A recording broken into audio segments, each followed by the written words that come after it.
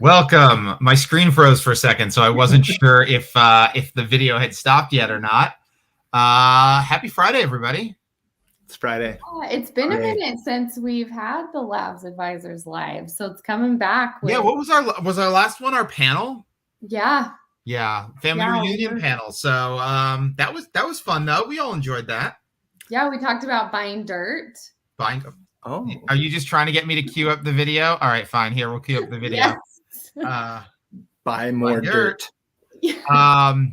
So welcome everybody. My name is Joe McHugh. I am a Labs Advisor and MCTT, as well as a realtor for the past 10, 12 years. So up here in the lovely, currently warm state of Connecticut. And my lovely co-host, Kimber Walton. Kimber, why don't you tell us about yourself? Kimber Walton. I am a market center tech trainer over 3 market centers in Utah. I am an agent, and I've been with KW I'm losing count, 7-8 years. Yeah, almost 8. And you're launching a KWYP chapter, is that correct? Yes, Utah finally gets a chapter. It's going to be fun, and I'm a Labs Advisor as well. Very cool. Well, now when you host the KWYP ski event, I expect the invite. Oh yeah, I've heard that there's fun to be had. There's lots of parties all over the country, so we'll figure it out. Cool, sounds good. And hilarity ensued. Speaking of hilarity, great segue. Yeah, I don't know if that's. I set it up for myself. I like it. Yeah. Our presenter today on basically how we're going to destroy Zillow. I don't know. Rough terminology. Jason Flynn, how you doing, Jason? I'm good. So I'm a team leader. Yeah. I'm just going to take over for you. Yeah. So I'm a team leader. I'm in Fremont, California, which most people have no idea what that means. So I really just tell people San Francisco Bay Area, Silicon Valley, northern cold water part of California, not the southern warm water part of California. I'm a team leader. I'm a Labs Advisor. And I'm a realtor, but I've sold one house in 18 months. So not really don't do much of that anymore. Well, we like our team leaders who are focused on recruiting. So, it works. Yeah, I guess. So what are we talking about? What's going on here? I'll throw up we got a slide. Is Zillow Inevitable? This is big. What? Yeah. Okay. And that was kind of my spin on it. Jason had presented how to beat Zillow at their own game. And I think, I saw your is Zillow Inevitable. Having an Avengers pun in there. So, is Zillow Inevitable? Just was We're off opening the rails, door. So Jason, bring us back. No, I like it. No, because I actually didn't notice that that's what you had put on the thing you sent me like a week ago. And I was like, oh, I kind of went with a different title, but that's okay. But it has the same idea. We're going to say Zillow a lot in here, but let's just say the lead aggregators in general, right? So you've got Zillow, you've got Realtor.com, you've got OpCity, you've got Ojo, or OpCity is Realtor.com. There's a whole bunch of these aggregators, and we'll talk about what that means. Yeah. And, for years, the last few years, we've heard a lot of Zillow bad, internet lead bad, tech company bad.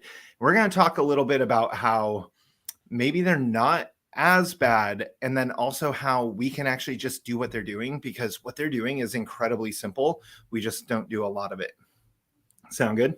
Yeah, I love it. And it's interesting because you lumped Realtor.com in with Zillow, and I think a lot of agents who we talk to don't understand, right, that NAR has actually licensed out the Realtor.com name. Yeah. And while it has to hold a higher standard in this sense that they're using the Realtor brand, it still is one of these big marketing platforms, correct?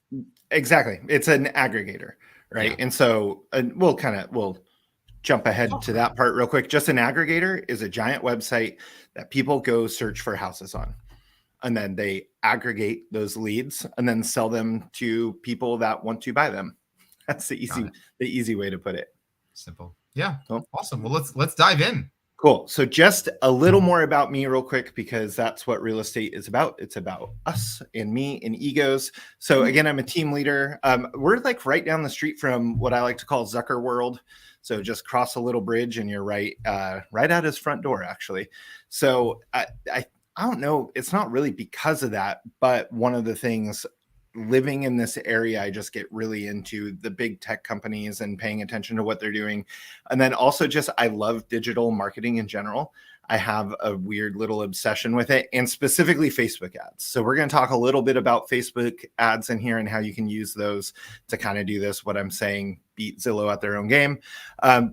And then I just like to throw around a master's degree every now and then just to act like I know something. But really all that means is I paid a lot of money to say I get to know something. That's all it actually means.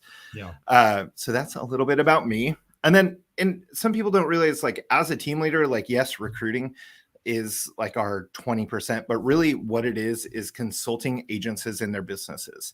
And so to steal a little thing from KW, I put that tagline, I help agents build businesses actually worth owning. And that's what we kind of want to convey through this today, is like, how can we build a pipeline of leads that we don't feel that we have to go buy someone else's leads, right? Yeah. Let's maybe, if I don't have to pay 35% for a lead, I think I'd really like that. But a lot of people think, to your point, that it's inevitable. Let's show how we might be able to flip the script on that. And apparently, Saeed wants to take you out on a date or something. I don't know. Facebook leads is his love language, so you hit it right there. So let's dive in here. Let's do it. If I have one fan in all of KW, it's Saeed. Yeah. So the guy came running at me at family reunion, and it was nice to see him too. Awesome. Love you, Saeed. All right. So talking about three things. Why do this? Because change is inevitable and participation is optional. So I guess that really actually answers your question right there. Is this inevitable? Sure. Change in general is inevitable, not necessarily the aggregators. And then what we're actually going to be doing. And so I like the little Geico, so easy a caveman can do it.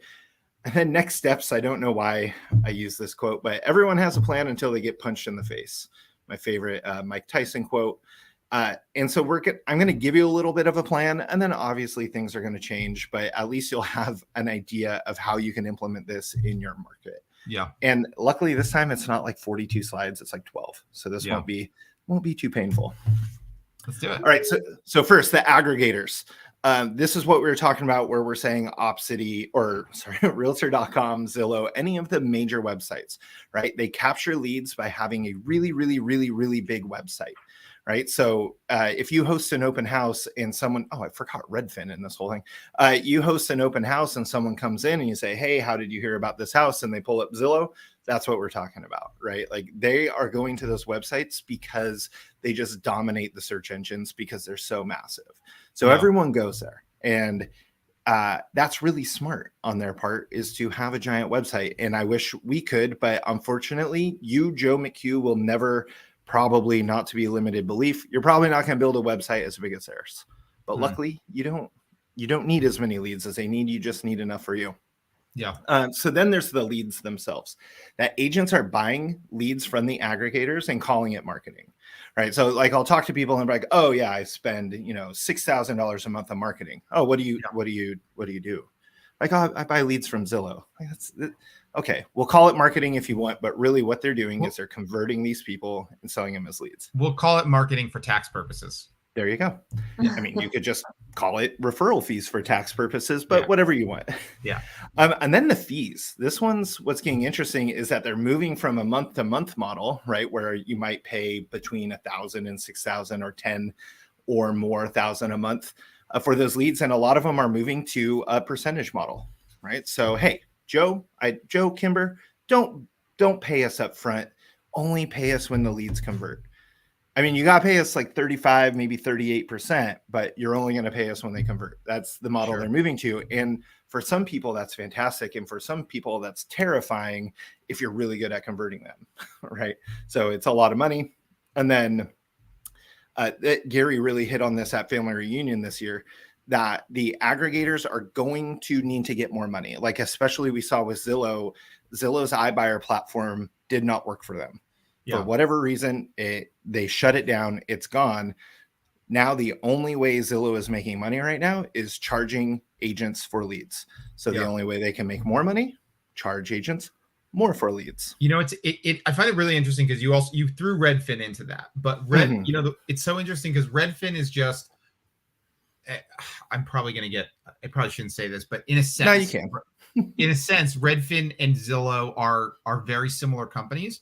While Zillow doesn't yet have the agents directly working for them, Redfin is Zillow, but with the agents working for them rather than buying from them, right? So if Zillow does move to this referral model, in many ways, that's one step towards their brokerage. If they go to the brokerage model, where now the only way to get this 30% referral fee is to also hang your license with them, is to also pay the transaction fee, is to also, like, they're getting all of that under their roof.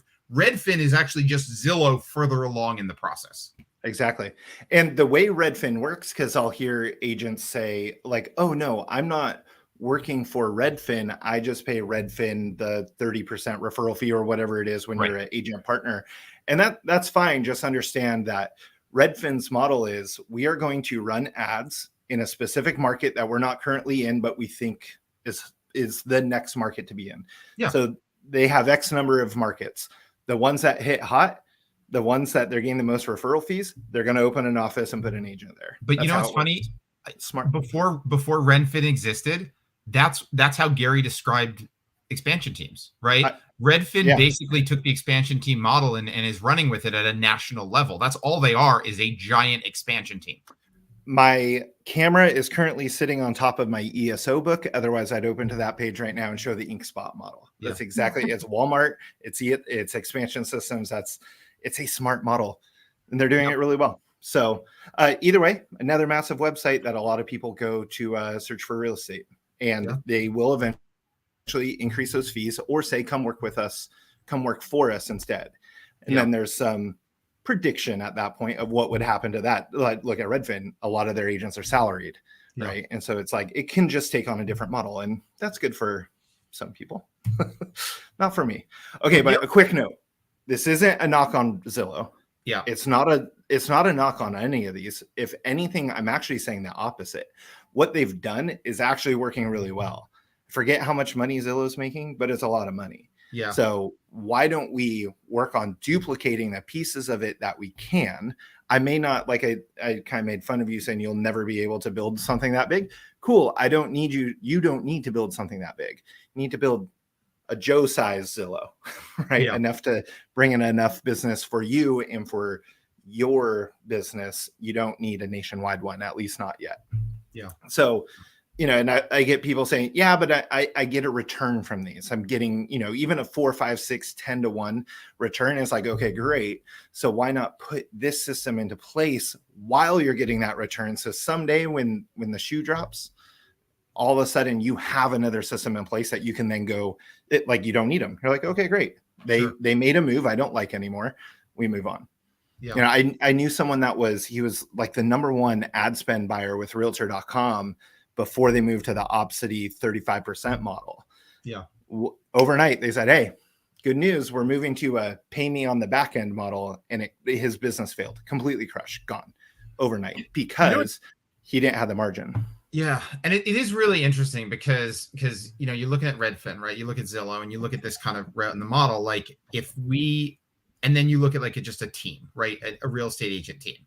And so if you're a rainmaker for a real estate agent team who is, and I'm not saying that your team member shouldn't do lead conversion, don't get me wrong, but if you're requiring your team member to do lead conversion and they have to pay you 50%, they may choose to get a referral from Redfin, which they don't have to do any conversion on, and they only pay 38% or whatever. So it actually, it not only disrupts the whole team model in that you as a rainmaker are probably going to have to do more and potentially get less to actually grow a team at a high level. I don't know where we are statistically, but at least everybody feels a pinch more and more and more on costs are going up. Yeah. But the amount of money coming into agents' pockets feel like they might be coming down. Yeah. Right. Like teams have to increase value. Offices have to increase value because these companies are coming in and saying, hey, I took the hardest part. Don't do lead gen, just buy stuff from us and I'll give you 35%. Or you only pay us 35%. Because raise your hand. Do you love lead gen? No. No. Like most people don't. Kimber, Like, Kimber loves lead gen. Yeah, Kimber. 2 hours every day. I remember when Kimber had her first day of Bold and she was like, 20 contacts a day. What are you talking about? Guys, I remember. I'm still chewing on that. Yes. So can I put you on the spot as a team leader? Mhm. Let's say in the last 6 months, how many conversations have you had with your agents about going, I'm spending X amount of dollars on any of these and I need to pivot. What do I do? Like, is that a common conversation right now in your office? Okay. I would say the first half of that of I'm spending X amount on this, very common. People thinking that they should do something different, not as common.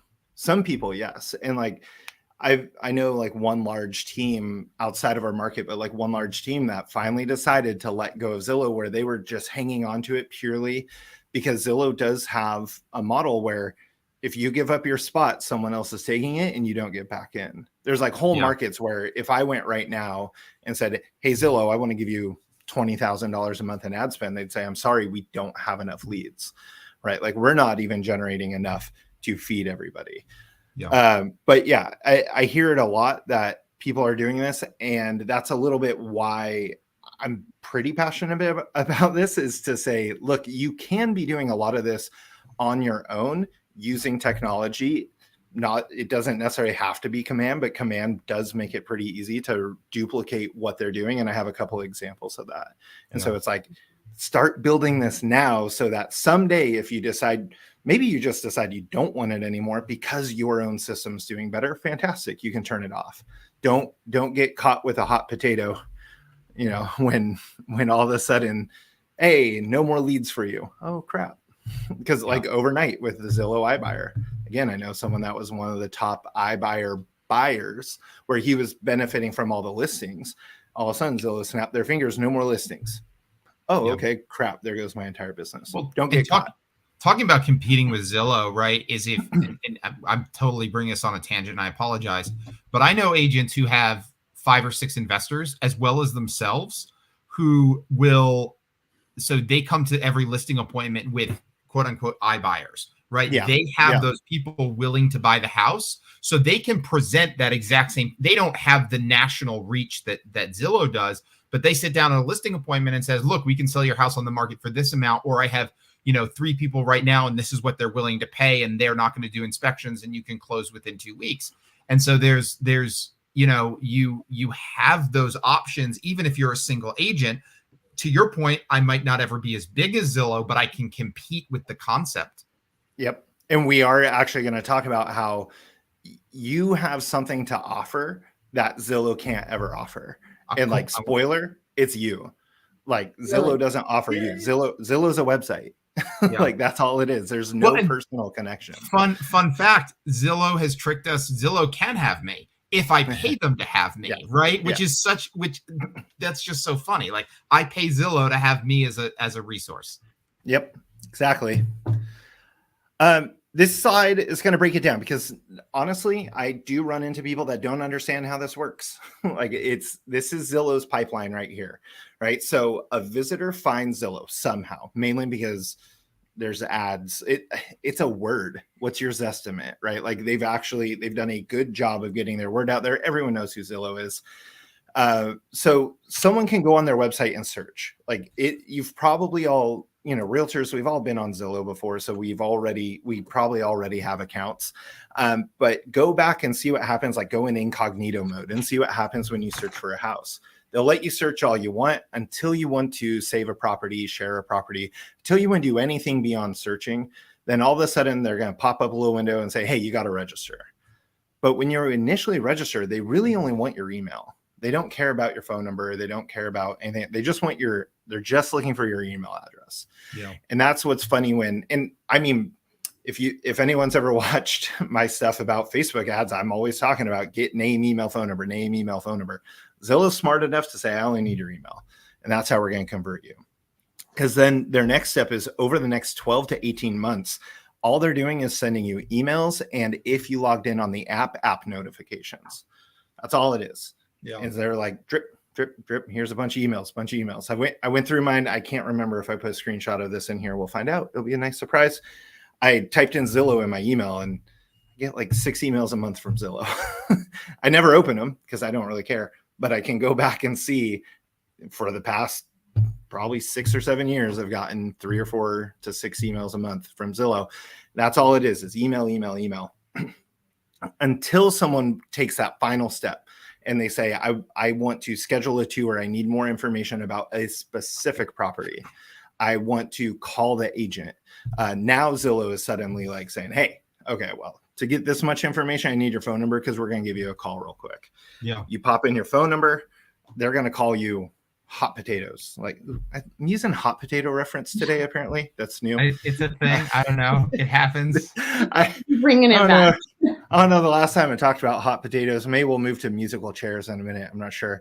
But the Zillow rep is going to call them crazy speed to lead, right? Under 30 seconds are probably going to call. They're going to ask a few qualifying questions, just make sure you're a real person, basically. And then they're going to connect you live to a real estate agent.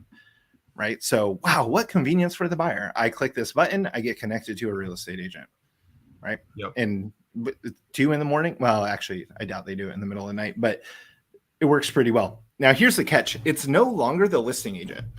Right. We used to have little workarounds where if you were with Keller Williams, we had a deal where if I'm at a Keller Williams office, my listing shows up with my information on it. Or you could be a premier agent and your information would be on it. But go read the fine print when you click call agent. It doesn't say nothing about listing agents. It says premier agents or Zillow network agents, right? So, and that's what gets people a lot. They think they're getting a hold of the listing agent and bingo, bango, bongo, they're not. I have a team in our office that was on Zillow and they, 4 appointments in a row, the person was like, sorry, I thought I was talking to the listing agent. Never mind, bye, click, because they only want to talk to the listing agent. Yep. That's not the case. So what are we really saying out of all of this? All we're saying is that the fortunes and the follow-up, which you've all heard before. If you haven't, take bold, the end, see you later.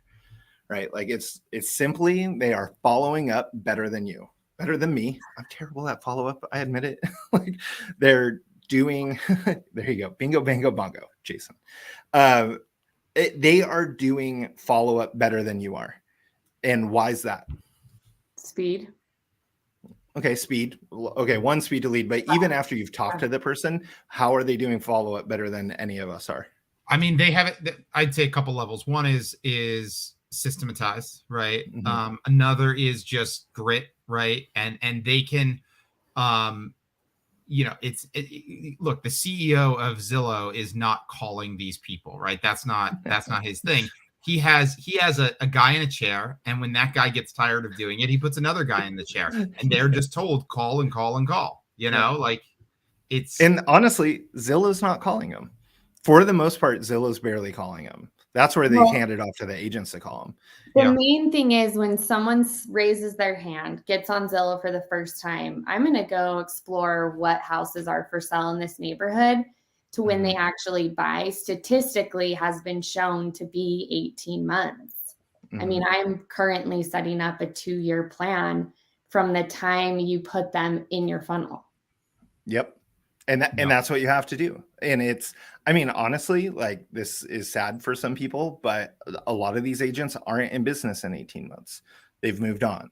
Or, I mean, I'm pretty sure I should have done that actually. I have a box back here full of papers. I'm pretty sure I have some old open house sign-in sheets. I never put them into my CRM. I didn't follow up. I called them on Monday and they didn't answer. So I moved on, right? Yep. Like I called them, they didn't answer. And I was like, these leads are crap. Throw them away. Yep. Or, oh man, that guy was kind of mean to me. Or, oh, he picked up. He said he was busy. Call him on Friday and he never picked up again. So he obviously didn't want to talk to me. It's like, well, so like Zillow's kind of eliminating any bias of the realtor bias of, oh, I bet they weren't serious. And they're just email for 18, 24, 36 months, however long it is. If it's an average of 18, that means they're doing a follow-up a lot longer than we are. It's so funny. We have our Twilio integration, our texting integration. And I have so many agents who are like, well, it's not from my number. I don't like it. I'm not going to use it. I'm like, okay. Zillow don't care. Well, so use it for those people who you're not going to text anyway, and just try and get something out of it. Like if you're not going to personally text somebody, just put them on a text strip, which every month it just shoots a, hey, are you ready text or whatever, and let it go and see what happens. Because you're not going to do it anyway. So just put it on autopilot. Like it doesn't matter. Yeah. And guess what? Oh my God, that guy replied to me and he was so mad. You know, I have a lady every time I will remove her from the system because she asked to be removed. So I remove her, and then she clicks on a Facebook ad and puts in her name, email, and phone number again. So I've got, no matter what CRM, it's saying, here's a new lead. Here you go. And so it sends out another message. She's like, I told you to remove me. I was like, then quit signing up. You know, like they don't care. And Zillow doesn't care. It just, when you have enough inbound leads, you don't care about those onesie twosies. Yeah. Right. So how do we do the same thing? I don't know why I put this slide in this order. So we're going to talk about this real quick. Whoops. I think I meant to have this later. Well, here's 2 emails, right? The one on the left is the one that Zillow is going to send out to me every single month. I haven't lived in that zip code in quite some time. It's still sending it to me every month. Cool. The one on the right is what I set up to. I mean, pro tip, if you haven't done this, you have to have your own name in your command account so you can see what's happening. I run into agents all the time. They're like, oh, how do you know what it's sending out? I don't know, because I sign myself up on stuff and click on stuff in the app and see what comes through. But that's the email on the right that from the monthly neighborhood nurture plan, right? So there's 2 major differences. I put there's actually a bunch of differences, but the 2 major ones on here, one's from me, right? Yeah. Like instead of it coming from Zillow all the time, but a lot of the statistics are there. I've heard people say, oh, well, the command one doesn't say what the 1-year forecasted volume increase is. Who cares? It's a made up number. It's a forecast. iBuyer proved they didn't know how to forecast anyways, but that's fine. But it's like, okay, fine. It doesn't look exactly the same, but it has some statistics. It shows a map and it says like I can click on listings. But the other major difference is when I click on explore neighborhoods there on the right, it's going to go to my website. It's going to tell me that they clicked it. When they go through that on Zillow, I'm not getting anything, even if I'm a Premier or Flex agent. I'm not getting anything from that. Yeah. Whereas this, and again, it's not going to be every person I've ever met or had a conversation with, but the ones that I want caught in my web, this email is similar enough that I personally am happy with this. I want this to go out. I want them to get this information. Yeah. Whoops. Cool. Yeah, absolutely.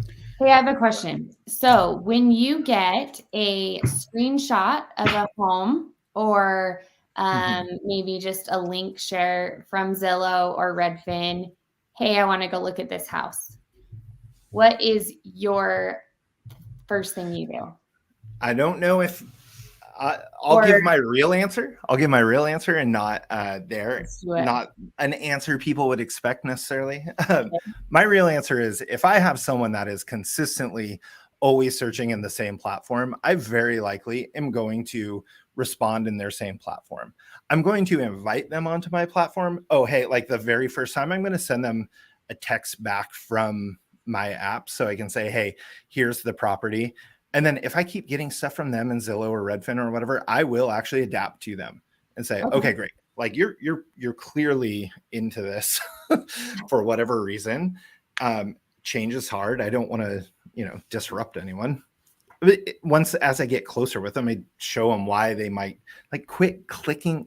They're like, why do I get so many realtor emails? Because you give your information to everyone that says they want it. That's why. So give the information to me and let me be your spam. Don't get spam from them. Yeah. I want to spam you.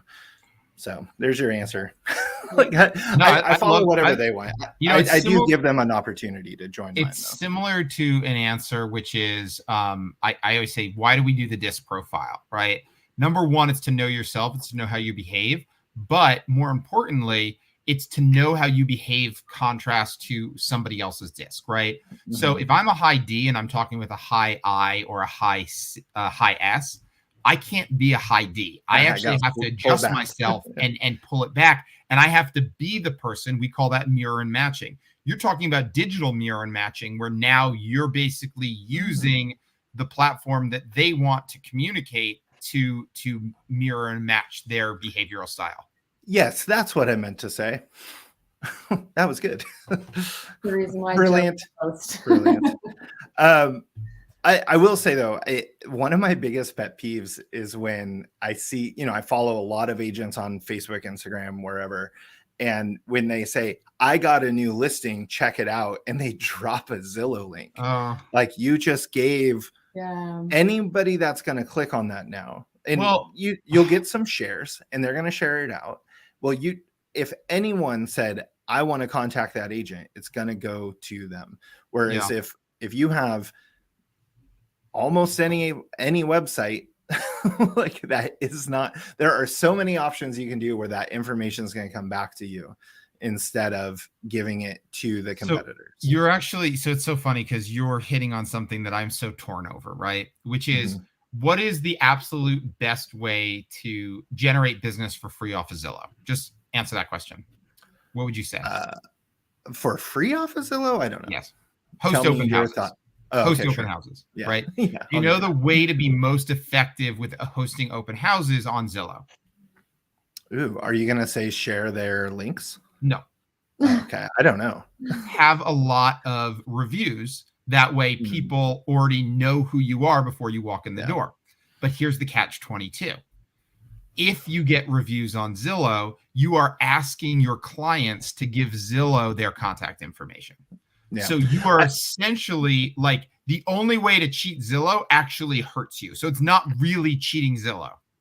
I'm not incredibly worried about Zillow getting their contact information because they're going to get it one way or another.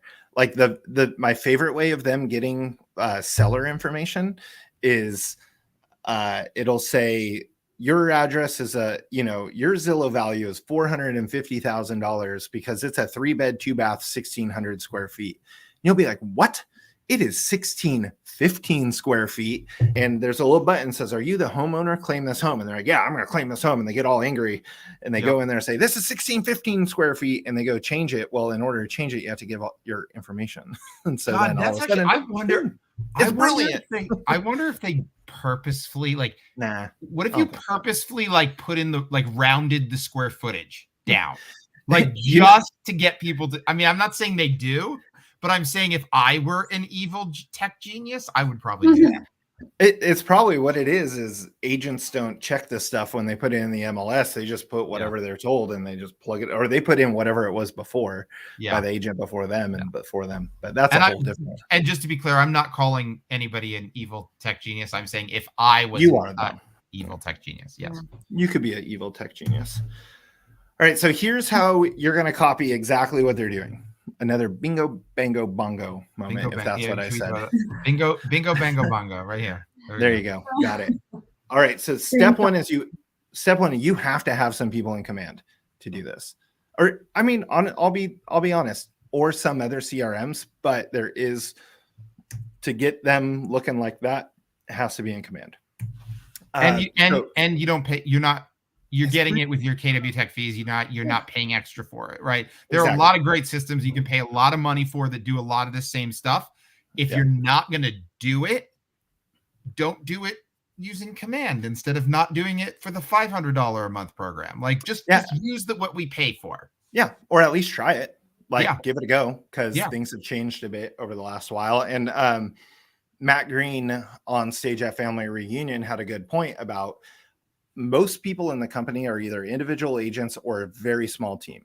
We're talking an agent with an admin, and maybe 1, maybe 2 team members. And command can work for them. Once we're going into massive teams, there's some features being developed and still coming out for that. But for running this for a 1 to 3 person team, or however we want to call it, this will work for you in command right now with no extra fee than what you've already been paying for however long you've been here. But you got to get some people into command in order to do this. So think your sphere, right? Get whoever your VIPs, get them in there. Old leads. So Ben Kinney once at mega camp, family reunion, something like that. He said something about he bought somebody's database for, I want to say it was $1 or maybe even like 10 cents per contact, because the person was getting out of the industry. And he said, hey, well, I'll buy your database from you. And he goes, yeah, like sell it to him for however much it was, because it's crap anyways. So he takes this few thousand leads, it might have been like 10,000 contacts in there. He puts it into a system, assigns them to smart plans, and called them all, and instantly had business in his pipeline because they're old leads. And people will say that, oh, these are old leads. Good. Like what do we keep talking about? 12 to 18 months on average. And I will tease it at the end. I have a slide that two different posts that different people posted the other day about really old leads.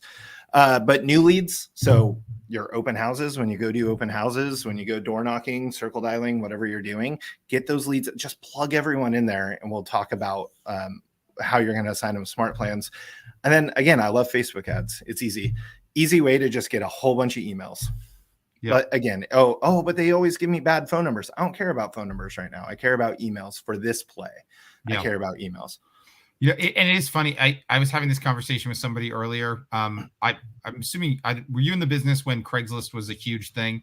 And everybody where it was like, and then they changed it where you couldn't put links, right? Yeah. But before that, everyone was all about Craigslist. Yeah. Well, Facebook leads in many ways are really the same as the Craigslist leads, right? They're cheap leads, right? So while $2 does scale a lot faster than $0 as far as cost, $2 is still marginally $0 when you're talking about a single lead, right?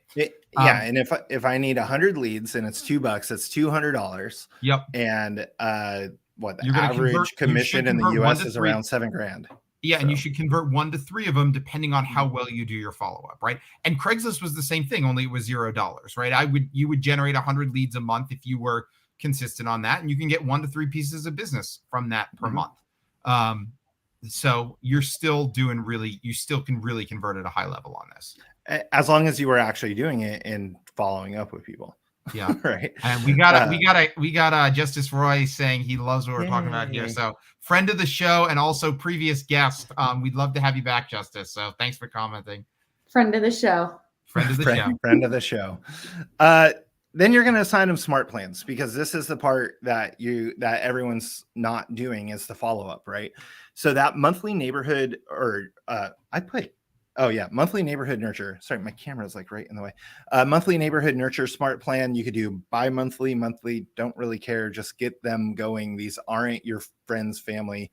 Well, I mean, your sphere is your family usually, but for these new leads coming in, it doesn't matter. Just get them assigned to bi-monthly or monthly neighborhood nurture. That's where they're going to get those emails on the right. And then when there's a bit more that goes into it as far as helping them have their own landing pages and things like that. But really, it's just getting your information in front of them so that someday when they really are more serious, they'll see that email and be like, oh yeah, I forgot Jason's been sending me this for 3 years. Yeah. And then this one, I put a little monthly market update. So Kimber went around and made some like crazy smart plan that has more information on it. I would also assign them to something else like that. Kimber, I forget what it's called. You can plug that here, but they get them some other sort of information. Like I said, I get 6 emails a month from Zillow. By monthly neighborhood nurture is going to get them 2. I'm not too worried about them feeling like I'm attacking them too much, because if I am, they'll unsubscribe, and that's okay. Yeah. My piece of advice, and I always say this because people, I don't know if it blows their mind, but conceptually, like it makes sense. Those smart plans are based on 30-day periods. So if you're going to start one type, start it on the 1st or the 15th, and then choose to start the other one on the opposite. That way they generally fall around the same time of the month, although not exactly. And then you're not sending them 2 emails a day. Like, it's okay to get 6 emails a month. It's not okay to get 2 emails a day and then nothing, right?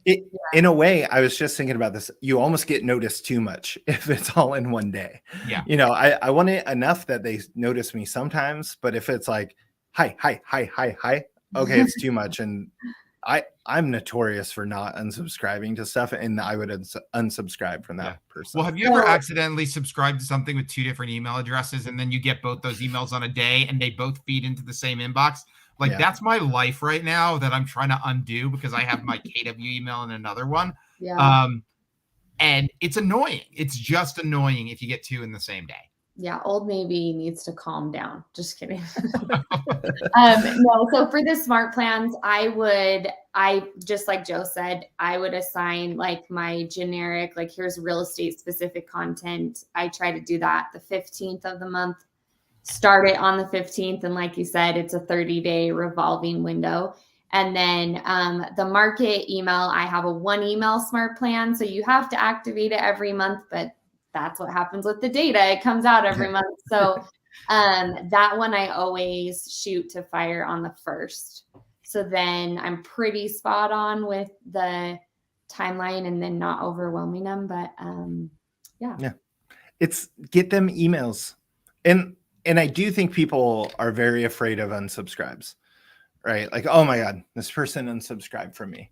Dad, why did you unsubscribe from me? Like my dad literally unsubscribed from my emails. And so I called him out on it. I was like, Dad, what are you doing? And he was like, I don't know. He's like, he did like unroll me, where he just like mass unsubscribed from everything. He didn't mean to unsubscribe from me. He never resubscribed. But he claims he loves me. So, but if we have enough inbound leads, I don't care about the people that get mad, right? Like that you will get some angry Gus's. Well, and it's also every when you make your calls, right? So I don't want to make my calls because I don't want people to get angry at me. Yeah. Well, if you don't make your calls, and it's this, like if you call them and they ask you not to call them again, great. If you don't call them, it's like everybody you know has asked you not to call them and you're not calling them, right? So there's clearly one that's a better strategy versus the other. Unsubscribe is the exact same thing. Put them on the thing. If you'd never send it to them, it's like they're unsubscribed already. It's just they didn't have any say in whether or not that happened. They were just unsubscribed from the start. And them clicking unsubscribe is like actually really polite. Right? Yeah. I could play it for you right now. I have a voicemail on my phone right now of someone saying, never call me again, or I'll call the cops if I see this phone number, blah, blah. He apparently did not like the phone call. But it's like, okay, they hit unsubscribe, move on. If you remember someone that unsubscribed, other than this one lady I use the example of, if you remember who unsubscribed, you don't have enough leads. Bingo. Bingo, bongo. Yeah. Bingo, bingo, bongo. Bingo, bango, bongo. Oh, Unless it's your mom or your dad, and then you absolutely remember that they unsubscribed, and you bring it up very publicly. Every dinner, like every family dinner, I'll bring it up. And then step 3 and 4, these are the same as with Zillow. When they respond to the emails, when they respond to the when they click call agent schedule to, or when you get the little notifications in the command app, things like that, call them. Yeah. And if you don't call them, you just wasted, it was free email. So that's good for you, but you wasted, a good lead that now they're going to go register somewhere else. You know, it's like the average buyer has like signed in on like 12 sites or something like that. And I want to actually, I don't know what the word for this is. I want to shock people, right? Because I want to talk about the opportunity cost here or maybe not the opportunity cost, but what we're talking about, right? Mm-hmm. I think a lot of times people are like, oh, well, I'll get to it later. It's a $2 lead, right? Well, this call is what takes that $2 lead and turns it to that 38% referral fee that you don't have to pay. This is the step. So this is the moment that if you delay and say, oh, I'm not going to follow up at this point because it's the $2 lead, I'm going to follow up with the 38% referral fee, which I'm paying more for. Like that cost of 38% is what you're choosing to do because you're not calling the $2 lead. And along that same line, if anyone is thinking these are just internet leads, you know, like they're probably low price, they're probably whatever. I have a friend that got a $10 million buyer from an internet lead. Yeah. A very serious person. He's a vice president at a major bank. Well, guess what? Banks have referral networks of agents. This guy could have gotten any agent like in the world. He could have had, you know, we have some famous ones in California. He could have gotten any of them to help him. Instead, he went with an internet lead. Yeah, it's funny. Or he said he registered on its website. I didn't quite do one that high, but I had a great lead that I converted. He was I forget what he did. He traded bonds or something like that. And he said, I said, oh, it's really great. He's like, well, I never registered on your website. You just started emailing me. And I looked, he absolutely registered on my website. Yeah. I'm pretty sure like his girlfriend registered on my website, but it doesn't matter. She registered with his email and his phone number, and I called him. And you never know how these internet leads happen. They just kind of happen. And that's why there's gold hidden in the trash, Yeah. Or why the fortune is in the follow-up. Well, one thing I want to add, I know you did step 1, 2, and 3, but there's like step 1B. Can I just like add that? Yeah. No, I'm kidding. Do what you want. Facebook ads, right? You can set those up in command to have those just auto. And is that your next thing? Okay. It's in 2 slides. Okay. Then I will just throw away the keys. Now and before we do that, time out. We're about 15 minutes from the end here. So I don't know if we have to. I've got like 3 slides. Cool. For anybody who does have any questions on this, please feel free to put them in online, and we will try to get those answered. But thank you everybody for who did stick around for this, because this is obviously Jason's passionate about this. I'm passionate about this. We want everybody here to make more money. So let's keep going. And I'm pretty easy to, well, I'm not that easy to get a hold of sometimes, but I like answering the questions. So I love that you paused. You were like, I'm pretty easy. Pause. I'm pretty easy. Quote. Anyways. Yeah. Moving on. All right. So right here, I get this one a lot, but I don't have their address. How can I add them to a smart plan, Joe? How can I possibly put them on a monthly neighborhood nurture? They never gave me their address. Should I do a title search? Should I guys stop, back up? Yeah. Zillow didn't have their address either. And I get emails. I looked at a house in Pennsylvania once. Don't know why, but I get emails about Pennsylvania now. That's cool. Zillow didn't have their address. They just send them data based off of their search.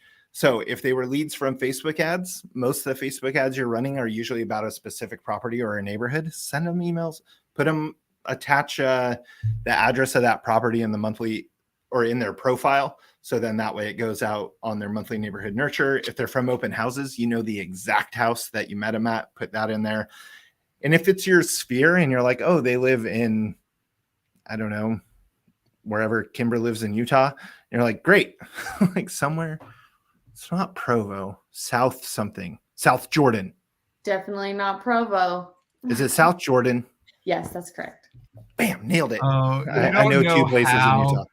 Jason, you don't know how you just dug, and you don't even realize how you just dug at Kimber, but that's a whole different thing. What are you? Is this like a college football Utah, thing? Right? That's where you yeah. Oh, it's a college football thing. Yeah. Moving on. Okay. Oops. Anyways, so it doesn't matter. Just assign them to some neighborhood in South Jordan, Utah, and there they go. They get some emails and they're happy about it. And friend of the show, Brooke Silva. One of the things that I heard that she does, and I think this is kind of fun, is for her sphere. I wouldn't do this with a random lead, but and maybe she would, I don't know. But for her sphere, she'll just put some wrong neighborhood that's nothing to do with where they're looking, just so that they reach out to her and say, hey, why am I getting listings for Alaska? And then it starts a conversation. Now, I might not do that for an internet lead. Yeah, that's just spam. If you're watching and want to leave a comment on that, feel free. Just spam. Yeah. Sign them up for an area you think they'd want to move.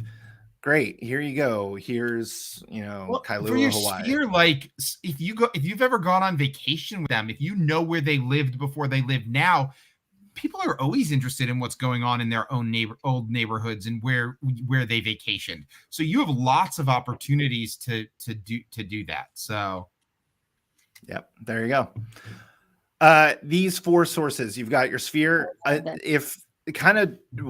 all business. I don't talk. I talk. Your sphere, you're going to tell them hey, I'm just going to send you information. I like what you just said about Brooke. I'm going to send you information about Alaska. They will ask, or maybe they'll unsubscribe. If they unsubscribe, call them and ask them about it. Be like, why'd you unsubscribe? I I forgot. I meant to put at the top how to get more people into this. Yeah, your sphere, your open houses. Just do open houses. They work. Don't listen to all the internet gurus that say they don't work. They're dumb. Facebook ads. In Command, you can auto apply smart plans, right? Like you can auto tag, auto apply. In the tag, put the address. So it says 123 Main Street or whatever street it is. If it's 123 Main Street, let me know. That's cool.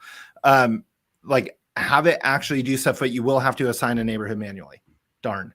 You're going to get like 25 leads. Go through real quick, add them all, and you're done for the next 2 years. Saeed here says open houses are gold. So Kimber, I think that was Saeed volunteering to do a Labs Advisors live on open houses and really maximizing them using KW Tech. Buddy. That's what I heard from this comment. So just let's keep that on the radar. Okay. Yep. And then all the others, just assign them to stuff. All right. So final takeaways. Zillow does this for a reason. It works. Zillow sends those emails. Do you think Zillow's sending literally millions of those emails if it doesn't work? It's not the CEO sitting there and doing it. I can tell you. Because like for us to send out the number of emails we need to send out, it's going to be likely free or included in our $25 tech fee. But I think if you go really high, maybe it changes. You get 10,000 emails a month, so you have to really pretty good. Yeah.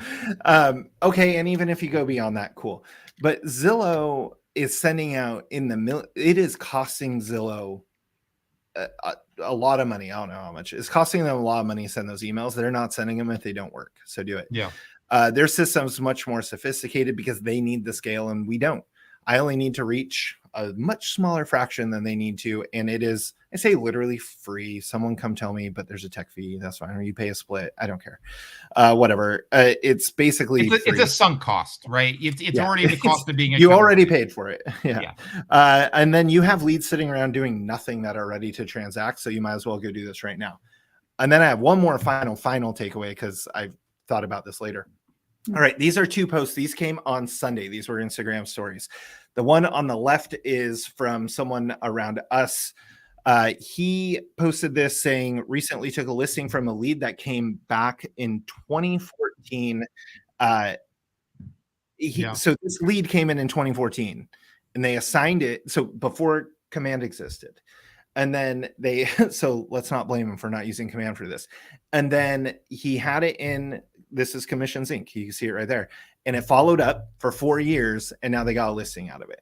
And then on the right, this is actually from Michael Putnam with United Home Group. It was his story. This is someone else. It was 1,587 day old lead. And it converted to a listing here in whatever year we're in, 2022. So it's like, this stuff works. This is how we know it works because these teams are doing it. Oh, the one on the left, it's Andrew Lamb. I forgot to say his name. He's up here in Northern California. So 2 completely different examples in 2 completely different parts of the country of it working. And this was posted on the same day. So if anything, if you have any leads that are 4 years old, you need to call them this week because apparently they're ready to go. Boom. The end. Bingo, bingo, bongo. Bingo, bango, bongo. Hold on, that's fine. Here we go. Bingo, bango. Bongo. Bingo, bingo, bongo. Bob's your uncle. So I don't say, if anybody has any questions, please put them in chat. We do have a shout out from Ariel Kimmel, from friend of the show. Guys, yeah, don't mention Provo to Kimber. That is not. Look, KW cares. When you know 2 cities in Utah plus one who I think I only know because that's where Kimber is, it's gonna happen. Well, wait. So Provo. Probably Salt Lake City, and then South Jordan. What's the place where people ski? It's just everywhere. It's the mountains. No, right in the Park one on City. Park City. Yeah. Yeah, that's where our next meetup is. I'm not sure what this is about. If you could answer this, Jason. What the hell is Euchre? Is that an instrument? I think it's a football reference. I'm not sure. Hold on. I'm Googling it while we. Thank you, Ariel. I'll share my takeaway while we're looking. Okay, Yeah, do oh that yeah, while we I could go Google it. that. But I don't know. I don't see who left this comment, but somebody does not know how to give StreamYard permission. I actually think this was in the MCTT channel because I don't see it in the KW command group. So 100 just is harassing an whoever you are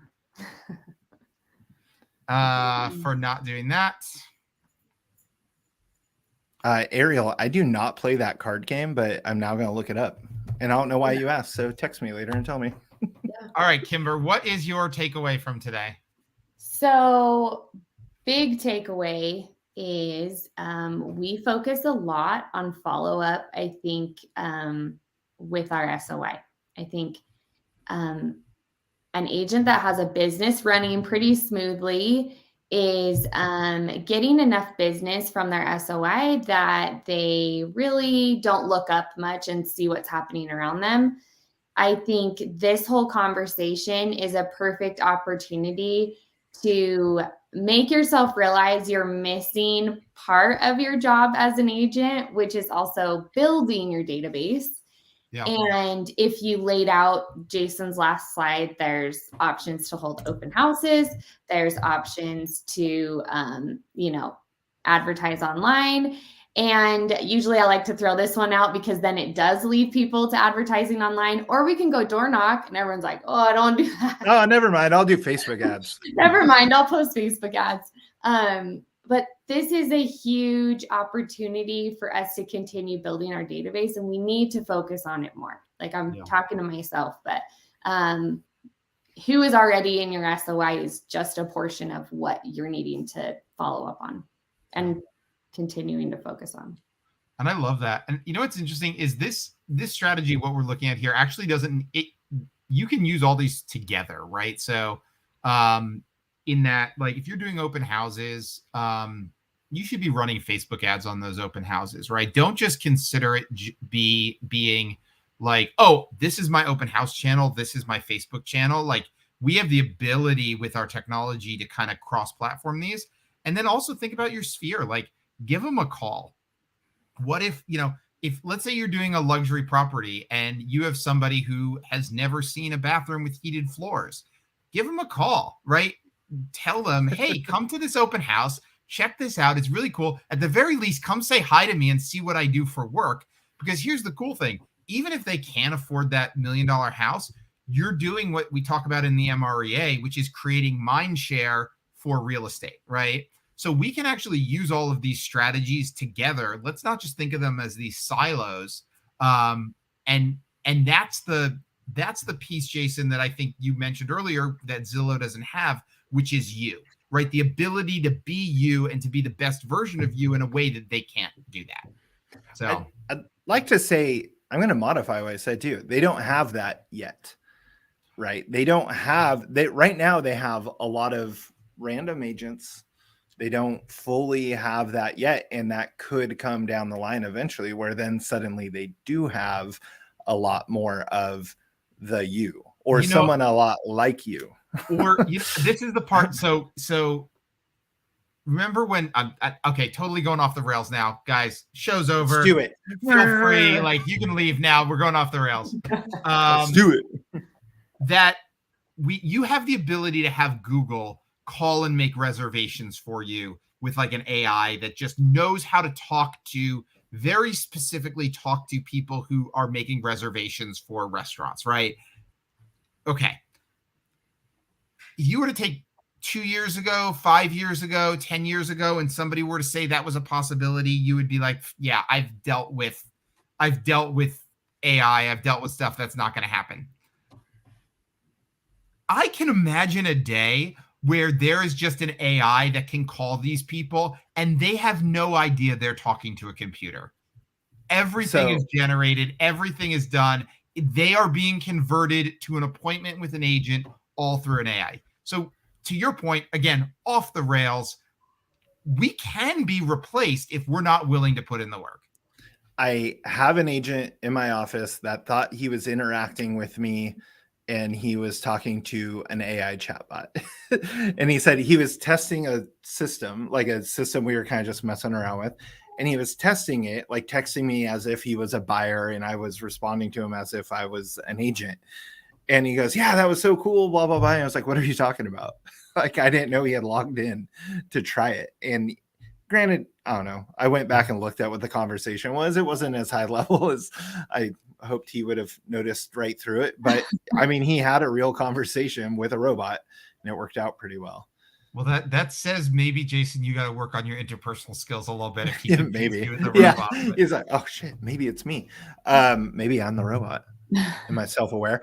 The Google reservation thing, though, as a side note, like a month ago, I went to go make a reservation on it. I was like, I've never tried it. Let's try it, and failed miserably. Okay. So, well, I tried it one time though. Therefore, it doesn't work, and all of Google sucks because that reservation didn't work. Where have we heard stuff like that before? No, that aside, though, it's clear the direction technology is going, and so whether or not it goes there tomorrow or in 5 years or 10 years, it's going in that direction, right? Yeah. So, cool. Jason, I mean, they made it clear at Family Reunion, like that maybe instead of running away from aggregators, we lean into aggregators. Kind of the phrase that I rephrase it to use old timey terms is make hay while the sun shines. Oh my God. It's getting late on a Friday. Well, make hay while the sun shines, right? So it's like, this is working right now. If you're willing to pay 35% for a lead, cool, go get it for now. And then Jason's interpretation of this is go build something else while you can, because this is going to take 12 to 18 months to really get it going. About hockey stick effect, right? Yeah. You do this consistently in 12 to 18 months, and you're going to hit a couple little blips along the way where it's going to be, 1 to 3% of Facebook leads are going to convert. Same with open houses. It's about 1%. That person walks in, I don't have an agent, I want to buy this house. 1 to 3% of Facebook leads. I'm ready to transact right now and I don't have an agent. Okay, great. The other 97%, 12 to 18 months. So let's get those in and nurturing now, so that, do you plan on being in business in a year and a half? That's how I should have started this. I'll take a note. Like, I want money in a year and a half. That'd be cool. So that's your takeaway, I guess. My takeaway. We're out of time, so I'm going to say that's your takeaway. That is. I like it. Thank you so much, Jason, for being here. This was awesome. Please remind everybody who you are, where you're from, what you do as we close up for today. I'm Jason, and apparently I'm a robot. All right. I'm from team leader in Fremont, California. So come hang out. If you like 60-degree weather in the winter and 80-degree weather in the summer, we are the place for you. Yeah, I like it. I like it 0 degrees and snowing in the winter, but I'm crazy north New England, so we just like to stay inside. We'd rather stay inside. Yeah. I'm an indoor people. Miss Kimber Walton. Off the rails. Off the rails. Remind everybody who you are, where you're from. Oh, sorry. I thought we were just like saying. I thought we were just reading quotes. Utah, South Jordan, not Provo. Not Provo. Not Provo. And I am Joe McHugh. I am from Connecticut, and this has been Labs Advisors Live. Thank you so much, Jason, for being here.